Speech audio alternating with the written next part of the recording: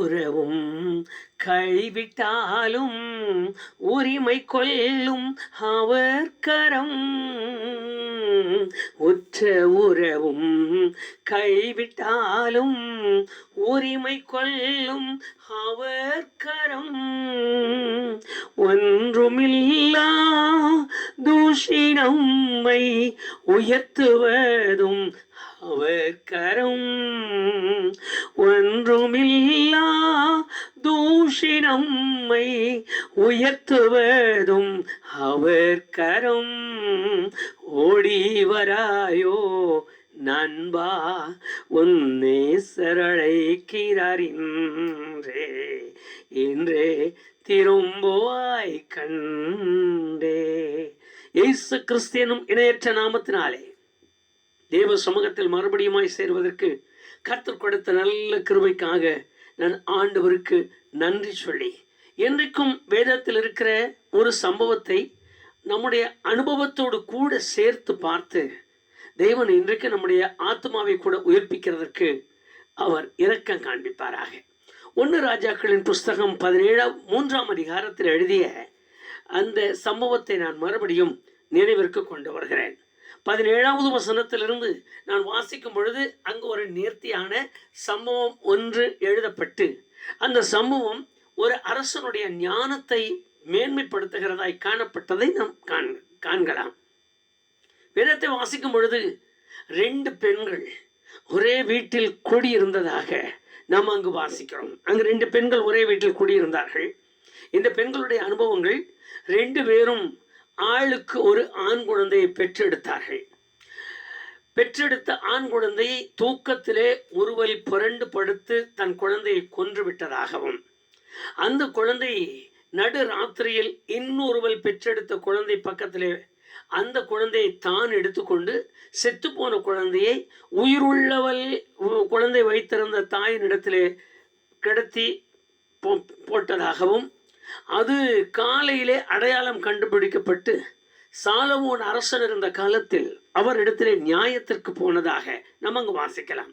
அங்கு அரசன் அந்த ஒரு உயிரோடு இருக்கிற பிள்ளைகளுக்காக 2 பேரும் வாதாடுகிற அந்த சத்தத்தை கேட்டு அந்த குழந்தையை 2ஆக பிளந்து போடுங்கள் அப்படி சொல்லி அவர் அந்த நியாயத்தின் தாயினுடைய குடல் துடிப்பையும் தாயினுடைய ஏக்கத்தையும் தாயினுடைய அலறலையும் தாய் இவள்தான் என்கிற ஒரு குறிப்பு அறிந்து கொள்ளத்தக்கதாக நடந்த ஒரு அருமையான சம்பவம். அது வேத புஸ்தகத்தில் அப்பொழுதிருந்து எழுதப்பட்டு எல்லா இடங்களிலும் பார்த்து கொண்டு வருகிற காரியங்கள். இங்கு வேதத்தை நீங்கள் வாசிக்கும் பொழுது அந்த வேத வசனங்களை கொஞ்சம் நம்முடைய அனுபவத்தோடு கூட சேர்ப்போமானால் நம்முடைய அனுபவங்கள் அப்படிப்பட்டவைகளுக்கு ஒத்தவைகளான நிலை இருக்கிறதா என்பதை நாம் அறிய முடியும். அதற்கு காரணம் என்னவென்றால், வேத வசனங்கள் எல்லாம் சுயமான தோற்றத்தை உடையதாய் இராமல் தீர்க்க தரிசன காலத்திலிருந்து எனக்கும் உங்களுக்கும் நீதியை படிப்பிக்கிற ஒரு காரியமாகவே இருந்து வந்ததை நாம் அறிந்திருக்கிறோம். அவருக்கு மகிமை உண்டாகட்டும். அவர் எழுதின வேதம், அவர் எழுதி கொடுத்த சத்திய வார்த்தைகள் ஏதோ ஒரு காரியத்தை செய்கிறதாக அல்லாமல் என்னையும் உங்களையும் தேவனோடு கூட நெருங்கி பழகுவதற்கு, தேவனோடு கூட இசைந்திருப்பதற்கு, தேவராஜ்யத்தை சுதந்திரிக்கிற மக்களாய் மாற்றுவதற்கு நம்மை தகுதியுள்ளதாய் ஆக்கி கொண்டு இருக்கிறது என்பதை நாம் ஒரு நாளும் மறந்துவிடக்கூடாது. இன்றைக்கு எழுதின அந்த வேதவசனத்தினுடைய நிலைமைகளை பாருங்கள். நான் அந்த வார்த்தையை நீங்கள் வாசிக்கலாம். நான் ஒரு சில காரியங்களை மாத்திரம் அதில் குறிப்பாக நம்முடைய நினைவிலை வரும்படி நான் சொல்லி முடிக்கிறேன். இங்கு ஒரே வீட்டில் இருந்த 2 அருமையான பெண்கள், அந்த பெண்கள் மாத்திரமல்ல, ஒரே வீட்டில் பெற்றெடுத்த குழந்தை பிரசவ ஸ்திரிகளாய் காணப்பட்ட ஒரு நிலை. ஒரே வீட்டுக்குள்ளாக வாழ்ந்து வருகிறார்கள், ஒரே வீட்டிலே பிரசவிக்கிறார்கள். 3 நாள் முன்பின் வித்தியாசத்தில் 2 பேரும் ஆண் மக்களாக பெற்றெடுக்கிறார்கள். ரொம்ப ஆச்சரியமான ஒரு காரியம், சந்தோஷமான ஒரு காரியம். ஒரே வீட்டுக்குள்ளாக 2 பேர் பிரசவ ஸ்திரிகளாக இருந்து எப்படியெல்லாம் பேசி மகிழ்ந்திருப்பார்கள், எப்படி பேசியிருப்பார்கள். ஒருவள் கொஞ்சம் சோர்வாய் படுப்பாளானால் இன்னொருவள் அவளை தேற்றுவதற்கு, இவளுக்கு ஏதோ சங்கடம் என்றால் அவள் மாற்றி கொடுப்பதற்கு, இப்படி அவர்களுக்குள்ளாக பழகிய பழக்கங்கள், அவர்களுடைய உணவு வகைகள், அவர்கள் ஒவ்வொரு 2 பேருமே எப்படிப்பட்ட ஒரு மனநிலையில் இருந்திருப்பார்கள் என்பதை சற்று நம்முடைய நினைவிற்கு கொண்டு வருவோம். இந்த ஜெப வேளையில் நம்முடைய அந்த நினைவுகள் நம்மோடு இருக்கட்டும். ஒரு வீட்டில் 2 பேர் வசித்து வந்தார்கள். 2 பேரும் எப்படிப்பட்ட மனநிலை உடையவர்களாய் இருந்தார்கள் என்றல்ல, எந்த குலம் கோத்திரத்தை சேர்ந்தவர்கள் என்பதற்கல்ல, எப்படிப்பட்ட நிலையில் அவர்களுடைய சூழ்நிலைகளில் 2 பேரும் ஒரு வீட்டில் இருந்தார்கள். அதுவும் வேதத்தில் எழுதியிருக்கிறது. அவர்கள் 18வது வசனத்தை நீங்கள் வாசிப்பீர்களானால் ஒருமித்திருந்தார்கள் என்று எழுதியிருக்கிறது.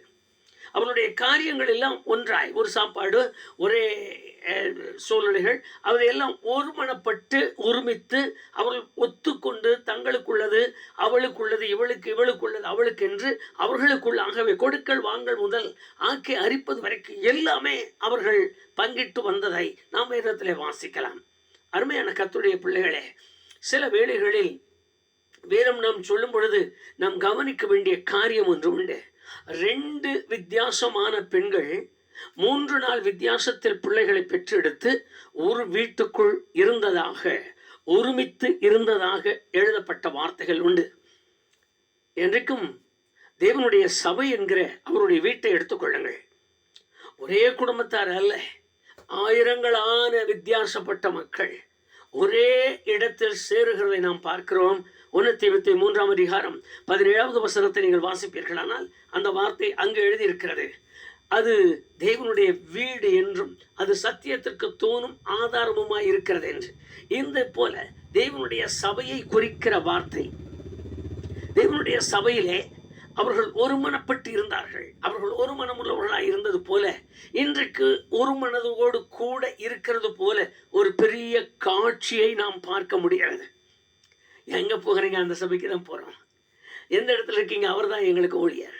எப்படி இருக்கீங்க உங்களை? ஆனால் இந்த ஒரு மனம் எது வரைக்கும் ஒரு விசுவாசிகளுக்குள்ளே இருக்கிறது என்று எண்ணினால் கொடுக்கல் வாங்கல் வரைக்கும், அதுவும் விசேஷமாக இந்த சூழ்நிலைகள் மாறி ஒருவர் வீட்டில் ஒருவர் புசிப்பது குடிப்பது வரைக்கும், இந்த காரியங்கள் அது வரைக்கும் எங்கே போகிறீங்க? அந்த சபைக்கு தான் போகிறோம். எங்கே இருக்கிறீங்க? அங்கே தான் இருக்கோம். இது எல்லாமே அந்த சூழ்நிலைகளை நீங்கள் எண்ணி பார்ப்பீர்களானால் எல்லாம் ஒன்று போல தென்படுகிறது. ஆனால் அந்த வீட்டுக்குள்ளே 2 சுபாவம் உள்ளவர்கள் இருந்ததாக நாம் வாசிக்கிறோம். முன்பின் கர்ப்பம் தரிக்கிற சூழ்நிலைகள், முன்பின் பெற்றெடுக்கிற சூழ்நிலைகள், இதை போலவே தான் இன்றைக்கு இருக்கிற சபைகளின் காரியங்களில் கூட பேச்சு வார்த்தை எல்லாம் அப்படியே இருக்கிறது போல தென்படுகிறது. ஆனால் நமக்குள் இருக்கிற பிரிவு, நமக்குள் இருக்கிற வேற்றுமை, நமக்குள் இருக்கிற உணர்வுபூர்வமான நிலையை அறிய முடிவதில்லை. ஒரு பிள்ளை செத்து போகிறது, வாசித்து பாருங்கள். அருமையான வேதவசனம். பிள்ளை இறந்து போன உடனே அவள் திரும்பினால் அந்த குழந்தை எடுத்து அவள் பக்கத்தில் கிடத்தி, அவளுக்கு பக்கத்தில் இருந்த அவளுடைய பிள்ளை எடுத்து தன் பக்கத்தில் படுக்க வைத்துக் கொண்டாள். என்று பார்ப்போம். மனநிலை சரியில்லாத ஒரு மக்கள் ஒருமித்து இருந்ததாக நாம் வாசிக்கலாம். இன்றைக்கு சபைகளை நாம் எண்ணி பார்க்கும் பொழுது, மக்களுடைய அனுபவத்தில் அவருடைய விசுவாச வாழ்க்கை எண்ணி பார்க்கும் பொழுது இந்த நிலை இருக்கிறதா என்பதை சற்று நானும் நீங்களும் ஆராய வேண்டிய கட்டாயத்தில் இருக்கிறோம். நீங்கள் அதில் வாசித்து பாருங்கள். இன்னும் ஒரு வேத வசனத்திலே நான் உங்களுக்கு காண்பிக்கிறேன். இந்த ஆண் பிள்ளையை பெற்றவள் தூக்கத்திலே அரண்டு புரண்டு படுத்து அந்த குழந்தையை கொன்று போட்டாள். எவ்வளவு பெரிய காரியம் என்று பாருங்கள். 127வது சங்கீதம் 4வது வசனத்தில் அவரை குறித்து எழுதியிருக்கிறது. பிள்ளைகள் கர்த்தரால் வரும் சுதந்திரம், கர்ப்பத்தின் கனி அவர் கொடுக்கிற கிருபை, அவரிடத்திலிருந்து வருகிற பலன். அவர் கொடுத்த இந்த பலனை தன் தூக்கத்திலே, தன் ஆயாசத்திலே, தன்னுடைய காரியத்தில் அமிழ்த்தி கொன்று போட்டாள். இன்றைக்கு அந்த காரியத்தை நன்றாய் கவனியுங்கள். சபைகளில் நடக்கிற, விசுவாசிகளின் நடுவில் நடக்கிற சம்பவங்கள் இதற்கு ஒத்ததாய் காணப்படுகிறதை நாம் நிச்சயமாய் அறிய முடியும். கர்த்தரால் வரும் சுதந்திரம், கர்த்தரால் கிடைக்கும் பலன் என்று எழுதியிருக்கிறது. இன்றைக்கு அநேகருடைய விசுவாச வாழ்க்கையை கொஞ்சம் சீர்தூக்கி பாருங்கள். கர்த்தர் கொடுத்த பலன் ஏராளம் இருந்தது ஒரு காலத்தில். கர்த்தர் கொடுத்த பலன், கர்த்தர் கொடுத்த சுதந்திரம் ஏராளம் இருந்தது ஒரு காலத்தில். ஜெபிக்கிற கிருபைகள், வேதம் வாசித்து ஆண்டவருடைய சொந்தத்தை நோக்கி பார்க்கிற கிருபைகள், பாடுகிற கிருபைகள், துதிக்கிற கிருபைகள், மக்களோடு கூட உட்கார்ந்து வேத வசனத்தை பகிர்ந்து கொள்ளுகிற கிருபைகள், நன்றாய் வரங்கள் கிரியை செய்த கிருபைகள், மற்றவர்களுக்காக புலம்புகிற கிருபைகள். எனக்கு விவரம் தெரிய ஆஸ்பத்திரி ஊழியம் என்று செய்வார்கள். எந்த நோயாளி என்றாலும் பக்கத்தில் போய் நின்று கை வைத்து ஜெபித்த ஆயிரங்களான கர்த்தருடைய ஜனங்கள் உண்டு. இன்றைக்கு விசுவாசி வீட்டுக்கு ஜெபத்துக்கு கூப்பிட்டாலே போகாத மக்களாய் காணப்படுகிறோம். காரணம் அது வந்துடும், அந்த நோய் நமக்கு வந்துடும். நாம் ஜெபிக்கலாம், அவர் அதுக்கு மேலே என்ன செய்ய போறார்? இப்படி ஒரு மனப்பக்குவம் வந்திருக்கிற ஒரு நிலை ஆதி காலத்தில் இருந்த, அதற்கு முன்பு இருந்த, அல்லது ரட்சிக்கப்படும் பொழுது இருந்த, அல்லது நான் இந்த தேவ சமூகத்திற்கு நான் வரும்போது இருந்த கிருபைகள் இப்பொழுது எங்கே? நான் கேட்கிற கேள்வி, அந்த கிருபைகள் எங்கே? புரண்டு படுத்து கொன்று போட்டேன். நான் எப்படி புரண்டு படுத்தேன்? அந்த அந்த சம்பவத்தை அப்படியே மனதிற்குள் வையுங்க. எப்போ ஒரு மனிதன் ஒரு சபையின் சட்டத்தையும் சபையின் கட்டுப்பாட்டையும் கையில் எடுத்துக்கொண்டு வேத காரியங்களை துச்சனமாய் எண்ணுகிறாரோ, அல்லது தேவனுடைய வார்த்தைகளுக்கு கீழ்ப்படியாமல் இருக்கிறாரோ, அந்த மனுஷன் புரண்டு படுத்து கொன்று போடுகிறவனை போல, புரண்டு படுத்து தான் பெற்ற பிள்ளையை, புரண்டு படுத்து தான் பெற்ற சுதந்திரத்தை, புரண்டு படுத்து தான் பெற்ற பலனை இழந்து போகிறது போல கொன்று போடுகிறதற்கு சமம். காரணம், வேதத்தை அவன் கையில் எடுக்கிறது இல்லை. வேத காரியங்களை குறித்து கொஞ்சம் கூட கவனம் இல்லை. வேதத்தில் தண்ணீரில் மூழ்கி ஞானஸ்நானம் என்று எழுதியிருக்கிறது, அது கவனமே இல்லை.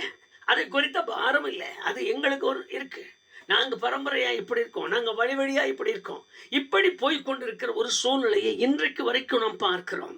இன்றைக்கு வரைக்கும் எல்லா இடங்களிலும் கவனிக்கிறோம். எப்பொழுதெல்லாம் வேத வசனத்திற்கு கீழ்ப்படிய முடியாதபடி தம்முடைய சொந்தத்திற்கும் சுயத்திற்குமான ஒரு காரியங்களை நான் கொண்டு போகிறேனோ, அப்பொழுதெல்லாம் வேத வசனம் அல்லது வேத சட்டத்தை, எனக்கு கிடைத்த பலனை நான் புரண்டு படுத்து அழுத்தி கொன்று போடுகிறதற்கு சமம். நம்முடைய நிலையை ஒரு நிமிஷம் மாத்திரம் யோசித்து பாருங்கள். ஒருமித்து வாசம் பண்ணினார்கள் என்று 18வது வசனத்தை வாசித்து பாருங்கள். ஒருமித்து வாசம் பண்ணினார்களா? வேதம் ஒண்ணுதான், ஆண்டவர் ஒருவர் தான், செய்கிற ஜெபமும் இயேசுவின் நாமத்தில் தான், எல்லாமே ஒன்றுதான். ஆனால் ஒருமித்து இருக்கிற இந்த நிலையில் தான் தூக்கத்தில் கொன்றுபட்டான். 19வது வசனம் பாருங்கள். ஒருமித்து வந்த பின்புதான் இந்த கொன்று போடுகிற நிலைமை. எனக்கு தெரிந்த ஒரு தம்பி ஊழியத்திற்காக ஒரு இடத்திற்கு போனார். உட்கார்ந்து கொண்டிருந்தார். ஒரு பெரிய முதியவர் ஒருவர் வந்திருக்கிறார். அவர் கேட்டார், என்னங்க இங்கே இருக்கீங்க? அவர் சொன்னார், நான் இந்த மாதிரி ஊழியத்திற்காக இந்த பக்கத்தில் வந்தேன். அந்த முதியவர் அவரிடத்துல வந்து நின்று அவருக்கு சொன்ன வார்த்தை என்ன தெரியுமா? தம்பி, ஊழியம் கூட அப்புறம் முதல்ல வீட்டில் உட்காந்து வேதத்தை படித்து பாருங்க. நீங்கள் எந்த சபைன்னு மட்டும் கேட்டார். அது ஒன்று தான் வம்பு வந்திருக்கு. அவர் கேட்ட வார்த்தைக்கு இவர் ஒரு பதிலை சொல்லியிருக்கிறார். நான் பெந்தகுஸ்த அனுபவம் உள்ள சபைக்கு போயிட்டு இருக்கிறேன். இவ்வளோதான் அங்கே சொன்ன வார்த்தை, அவ்வளோதான். அது ஏதோ வார்த்தையை சொல்லியிருக்கார். அவர் ஒரு கிறிஸ்துவின் சபையை சேர்ந்தவர். நான் இந்த காரியங்களை இப்படி வெளிப்படையாக சொல்லுவதற்கு அஞ்சுகிறேன், சொல்லுவதற்கு சங்கடப்படுகிறேன். இது ஒரு காரியம் அல்ல. அவர் போட்டு போடு, ஒரே போடு. முதல்ல போய் தம்பி பைபிளை நல்லா படிச்சுட்டு அப்புறம் இந்த பக்கம் வானார். வேதம் ஒண்ணுதாயா, ஆண்டவர் ஒண்ணுதான். ஆனால் ஏன் கேட்டா அதற்கு ஒரு பதில் சொன்னார். இல்லாததை இருக்குதுன்னு சொல்லி அலக்கழிச்சுட்டு இருக்கீங்களே அப்படின்னாராம். பரிதாபமான ஒரு நிலையில் இன்றைக்கு கிறிஸ்தவம் போய்கொண்டிருப்பதால் என்னை கேட்டுக்கொண்டிருக்கிற என் அன்பு சகோதர சகோதரி, யார் எப்படி போனாலும் சரி, சத்தியத்தை கையில் எடுங்கள். சத்தியத்திற்காக உங்களை அர்ப்பணித்துக் கொடுங்கள். அதன் மேலே புரண்டு படுக்க வேண்டாம். அதை அழுத்தி போட வேண்டாம். அழுத்தி போடுமானால் தேவனுக்கு கொடுத்த பலன் என்னை விட்டு எடுபட்டு போனது. நான் அழுத்தி போட்டேன். ஜெப வாழ்க்கை அழுத்தி போட்டேன். வேதம் சொல்லுகிற சத்தியத்தை அழுத்தி போட்டேன். நான் கற்றுக்கொண்ட விசுவாசத்தை அழுத்தி கொன்று போட்டேன். என்னில் அவைகள் எல்லாம் இன்றைக்கு கிரியை செய்வதில்லை.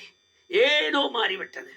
எனக்குள் இருக்கிற பலன், எனக்குள் இருக்கிற ஜெப ஆவி, எனக்குள் இருக்கிற ஜெப வாழ்க்கை, நான் ஆண்டவரோடு பேச வேண்டும், பழக வேண்டும் என்ற நமக்கு நம்பிக்கை, என் குடும்பத்தோடு நான் ஆராதித்த ஆராதனை, என் குடும்பத்தோடு நான் பந்தியில் பங்கு கொண்ட நிலைமைகள் எல்லாம் இன்றைக்கு இல்லை, மாறி இருக்கு. எதனால? ஐயா, ஒருமித்து தான் இருந்தோம். ஆனால் தூக்கத்தில் புரண்டு போட்டேன். தூக்கத்தில் கொஞ்சம் எனக்கு தூக்கம் வந்தது, கொஞ்சம் எனக்கு ஆயாசமாகி போச்சு, கொஞ்சம் எனக்கு அவரு அப்படி சொல்லிட்டார், இவர் இப்படி சொல்லிட்டார், இந்த வசனம் எங்கள் பாஸ்டர் எனக்கு இப்படி சொல்லி அவரை இப்படி ஒரு வார்த்தையை சொல்லிட்டார். அந்த வார்த்தை தான் இப்போ நான் வேதத்தையெல்லாம் படிக்கிறது இல்லை. அந்த ஒரு அனுபவங்கள் தான் இன்றைக்கு அநேகரை வேதனைப்படுத்துகிறது. நீங்கள் வாசிங்க, இந்த தூக்கத்தில் நடந்த சம்பவங்களை எல்லாம் கவனிங்க. இப்போ தூங்குறவங்களுக்காக இந்த காரியங்கள் அல்ல ஐயா. எந்த காரியத்தை கையில் எடுத்து புரண்டு படுக்கிறாய்? சிலருக்கு செல்லே புரண்டு படுக்கிற தூக்கமா மாறி இருக்கு. சிலருக்கு இந்த வேண்டாத காரியங்களை கவனிக்கிறேன், ஆராய்ச்சி பண்ணுறேன், படிக்கிற புஸ்தகங்களே தூக்கமா மாறி இருக்கு. தான் பெற்ற கிருபையை அப்படியே கொண்டு இருக்கு. அதை விட இன்னும் நம்ம ஆட்களை கவனிங்க, நிறைய புரட்டிக்கிட்டே இருப்பாங்க. அதுவும் செல்ல வச்சு நான் இதை கேட்குறேன், அதுக்கு அர்த்தம் தெரியணும், இதற்கு அர்த்தம் தெரியணும், இது எனக்கு என்ன சொல்லுது. அதுவும் இந்த அந்நிய மொழிங்கிற போல இந்த வேற வேற பாஷை இருக்குல்ல, இந்த பாஷைகள் எல்லாம் இதில் என்ன எழுதியிருக்கு, அதில் என்ன எழுதியிருக்கு, இதெல்லாம் நான் பார்க்குறேன்னு சொல்லி நேரமே கிடத்திடுவார். பார்த்துட்டே தூங்குகிற ஆட்கள் உண்டு. அப்புறம் பைபிள் மேலேயே தலையை போட்டு தூங்குற ஆட்கள் உண்டு. இதனுடைய அனுபவங்கள் என்ன? நான் எனக்கு தேவன் கொடுத்த பலனை, எனக்கு தேவன் கொடுத்த கிருபையை, எனக்கு தேவனுடைய கையிலிருந்து கொடுத்த சுதந்திரத்தை என் தூக்கத்தாலே நான் கொன்று போட்டேன். அந்த தாய் சொல்லுகிறது போல தூக்கத்தாலே கொன்று போட்டேன். அவள் புரண்டு படுத்தால் அவள் தூங்கினாள். அவள் குழந்தை செத்து போனது. வேதமும் அதை அப்படியே சொன்னதாக நமக்கு எழுதியிருக்கிறது. வாசித்து பாருங்கள். ஆதாமிலிருந்து ஆரம்பிச்ச தூக்கம், ஆதாம் கிட்ட இருந்து ஆரம்பிச்ச தூக்கம் அப்படியே வந்துட்டே இருக்கு. வழி வழியா வந்துட்டே இருக்கு. அந்த தூங்கின ஆளுங்களை எல்லாம் கொஞ்சம் பார்த்துக்கிட்டே வாங்க. ஒரே ஒரு மனுஷன் போய் நல்லா மடியில படுத்து தூங்கினார். தனக்கு இருந்தது எல்லாம் கொன்னு போட்டே வந்துட்டார். தனக்கு இருந்த வரங்கள், தனக்கு இருந்த பலன், தனக்கு இருந்த சுகம், தனக்கு இருந்த மகிமை, தனக்கு இருந்த இஸ்ரவேலுக்குள்ளே நியாயம் விசாரிக்கிற நியாயத்தின் எல்லாம் அன்னைக்கே கொண்டு போட்டே வந்துட்டார். அந்த மடியிலேயே கொண்டுட்டு வந்துட்டார். நீங்க அப்படி கொஞ்சம் படிச்சு பாருங்க. சவுளை எடுத்துருங்க. சவுல் தூங்கிட்டே இருந்த மனுஷன். தாவீது இறங்கி வந்தார். அங்க எங்கெல்லாம் போனார். சவுளுடைய ஈட்டி, சவுல் தண்ணி குடிக்கிற சம்பு தூக்கிட்டு அவர் போட்டு போயிட்டார். இழந்துட்டோம் எல்லாம். அதுலேருந்து புரண்டு படுத்தேன், தூங்கினேன், போயிடுச்சு. அருமையான கர்த்தருடைய பிள்ளையே, கொஞ்சம் ஆராய்ந்து பாருங்கள். உங்கள் நிலைமை என்ன? தேவன் உங்களை எந்த விதத்தில் வைத்திருந்தார்? தேவன் உங்களை எந்த விதத்தில் பலப்படுத்தி இருந்தார்? தேவன் பலப்படுத்தின அந்த கிருபைகள் எது வரைக்கும் உங்களிடத்தில் இப்பொழுது கிரியை செய்து கொண்டிருக்கிறது? அந்த ஒரு காரியத்தை மாத்திரம் யோசித்து பாருங்கள். தேவனுடைய சபையில் ஒன்றாய் ஒரு மனமுள்ளவர்களாய் இருந்த பின்பு நடந்திருக்கிற காரியங்களை கவனியுங்கள். எத்தனை காரியங்கள் எங்கோ ஓடி எங்கோ நின்று எல்லாம் இழந்து மொட்டை மரமாய் நிற்கிறது போல நிற்கிறோம். இதற்கு பின்பு நான் ஆடுகிற ஆட்டம் அது என் பிள்ளை, இது உன் பிள்ளை, இது என்னுடைய பையன், இது உன்னுடைய பையன், இது எனக்கு சொந்தம், இது உனக்கு சொந்தம், நான் தான் அந்த குழந்தைக்கு சொந்தம். இவ்வளவு போராட்டம் எப்பொழுது வருகிறது? நான் கொண்டு போட்ட பின்னால தான் வருது. அதுக்கு முன்னால எனக்கு போராட்டமே இல்லை. நம்முடைய அனுபவங்களை கொஞ்சம் சிந்தித்து கர்த்தருடைய சமூகத்தில் அவர் நமக்கு கொடுத்திருக்கிற கிருபைகள், அவர் நமக்கு கொடுத்திருக்கிற ஆசீர்வாதங்கள், அவர் நமக்கு கொடுத்திருக்கிற நல்ல பலனை நான் இழந்து போகக்கூடாது ஆண்டவரே என்கிற ஜெபத்தின் ஆவியோடு கூட தெய்வ முகத்தை நாம் பார்ப்போமானால் உண்மையாய் நானும் அந்த மகிமைக்கு உரிய பிள்ளையாய் மாறுவேன். அவர் எனக்கு கொடுத்ததை நான் பத்திரமாய் காத்துக்கொள்வேன். என்னை நம்பி கொடுத்திருக்கிற எல்லாவித தயவையும் கிருபையும், என்னை நம்பி கொடுத்திருக்கிற ஜெப வாழ்க்கை, என்னை நம்பி கொடுத்திருக்கிற வேத அறிவு, என்னை நம்பி கொடுத்திருக்கிற வரங்கள், என்னை நம்பி கொடுத்திருக்கிற கிருபைகள், என்னை நம்பி கொடுத்திருக்கிற அந்நிய பாஷைகள், என்னை நம்பி கொடுத்திருக்கிற மற்றவர்களுக்காக பாரப்படுகிற அனுபவங்கள் என்னில் சாகாததாய் ஜீவனுள்ளதாய் நிற்கும். கண்களை மூடி அவருடைய கையில் நாம் அர்ப்பணிக்கலாமா? நல்ல பிதாவே, கொஞ்ச நேரம் நாங்கள் வேதத்தை கவனித்தோம்.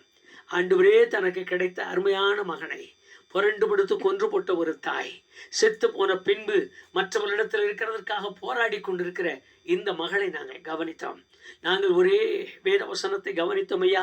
அந்த வேத வசனத்தில் எழுதியிருக்கிற வார்த்தை ரொம்ப நேர்த்தியான ஒரு வார்த்தையை கண்டோம்.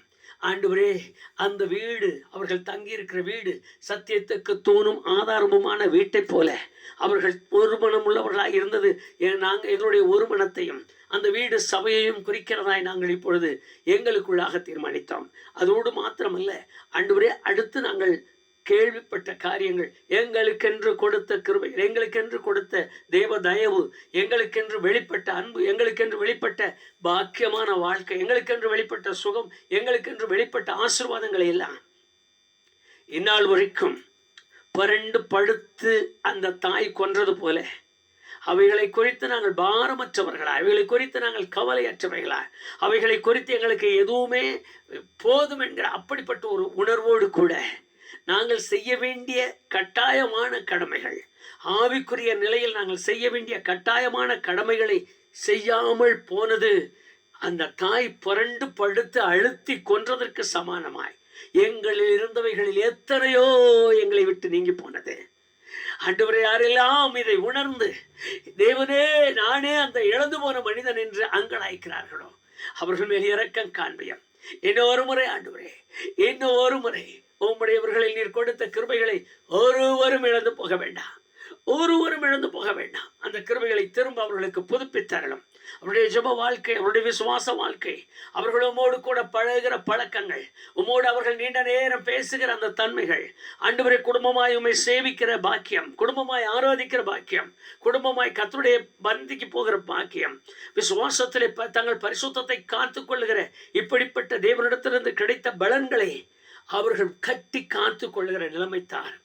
ஆண்டவரே, சட்டங்கள், திட்டங்கள், தங்கள் உள்ளத்தில் தோன்றின மாயமான கிரியைகள், இன்னொருவர் சொல்லிக் கொடுக்கிற உபதேசங்கள், நான் கற்றுக்கொண்ட சத்தியத்தை அல்லாமல் இன்னொரு சத்தியம், நான் கற்றுக்கொண்ட சுவிசேஷத்தை அல்லாமல் வேறொரு சுவிசேஷத்தை காதுகளிலே கேட்பதனாலும் உள்ளத்திலே விசுவாசிப்பதனாலும் புரண்டு படுத்து தனக்குள்ளவைகளை கொன்று போடாதபடிக்கு கர்த்தாவே நீர் அவர்களை விடுவித்து காக்கும்படி உம்முடைய கரத்தில் கொடுக்கிறேன்.